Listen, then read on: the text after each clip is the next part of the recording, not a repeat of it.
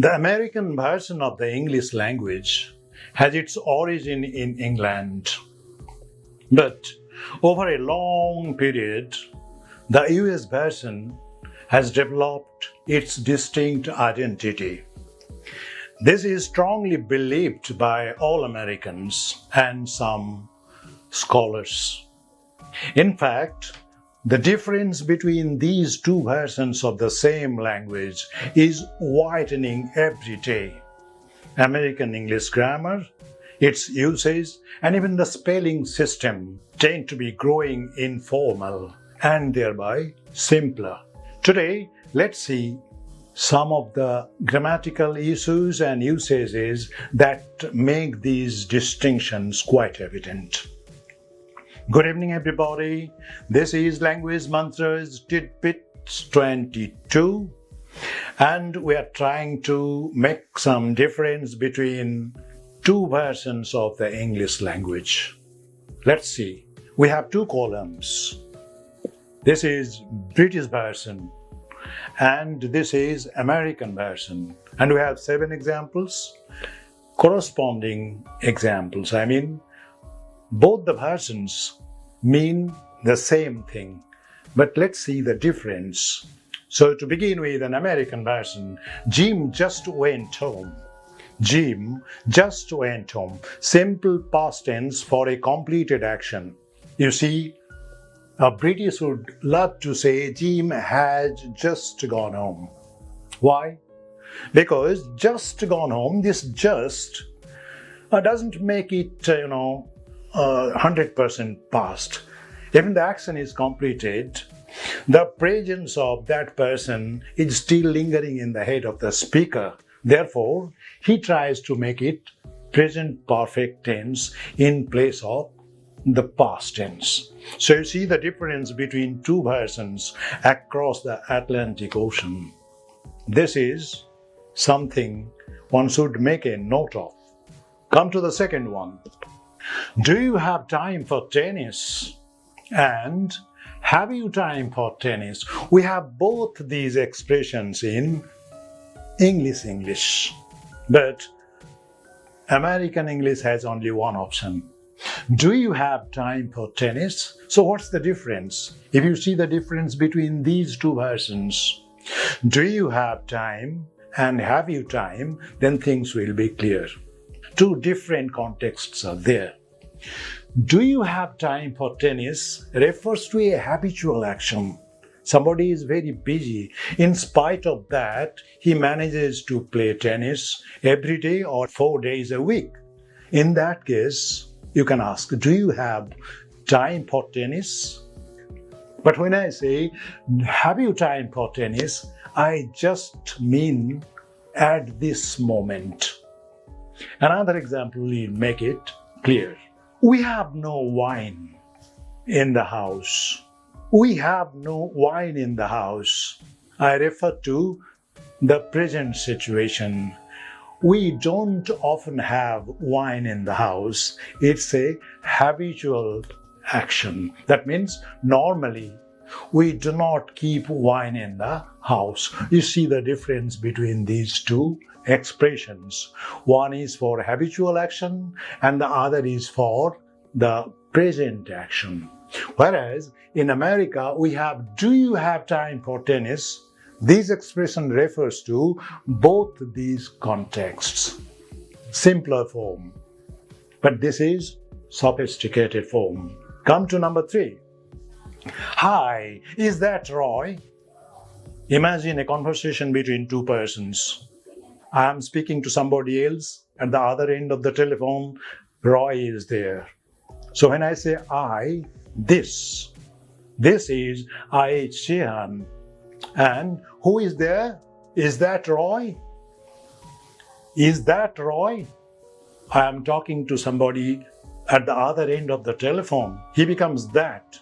And when I refer to myself, it is this. This is I.H. Shehan. Who is that? Or is that Roy? You see the difference. In British English, for the speaker, it is this. And for the listener, it is always that. Whereas in America, hi, is this Roy? Roy is at the other end of the telephone, but this is used. So Americans do not make some distinction between these two words, this and that, particularly in this context. Come to number 4. It looks as if it's going to rain. It looks as if it's going to rain. See the American version. It looks like it's going to rain. Very American. Something is imminent. Something is going to take place. An American normally use this word, looks like. It looks like it's going to rain. But a British and Englishman may not use that expression always. It looks as if it's going to rain, or it looks as though it's going to rain. Other examples are there. It looks like the building is going to collapse. This is American. It looks as though the building is going to collapse. British. Come to the next one. That is number 5.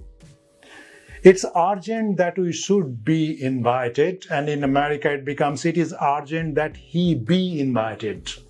The use of subjunctive. In American English, you may come across the use of the subjunctive, but in British English, the use of subjunctive is very rare. That's why it is urgent that he should be invited.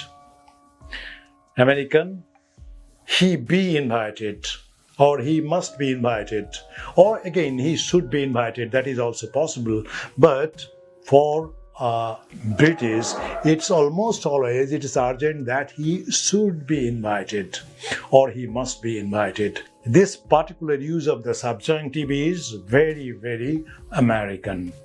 Again, we have another example.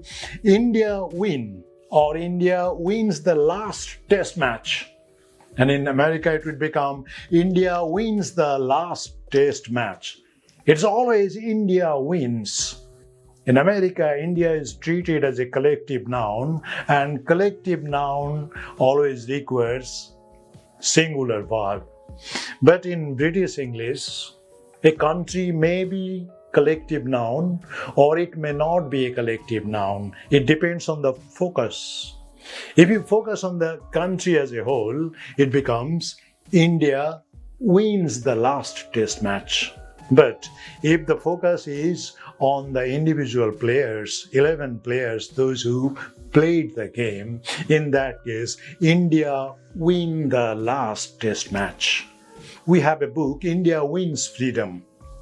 India becomes a collective noun, India as an identity. But here, India win. Very frequently, you may come across in the newspaper, India win the last test match. Be sure the focus is on the boys or girls who are playing the game. And now the last one, American English version. He's gotten much fatter nowadays. This type of use of gotten is almost rare in England. He has got much fatter nowadays.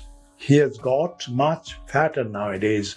Whereas, in the sense of possession of something, an American may use gotten in place of got. Grammatically, we have this form gotten. Get, got, gotten. But normally, in the sense of possession, an Englishman normally does not use gotten.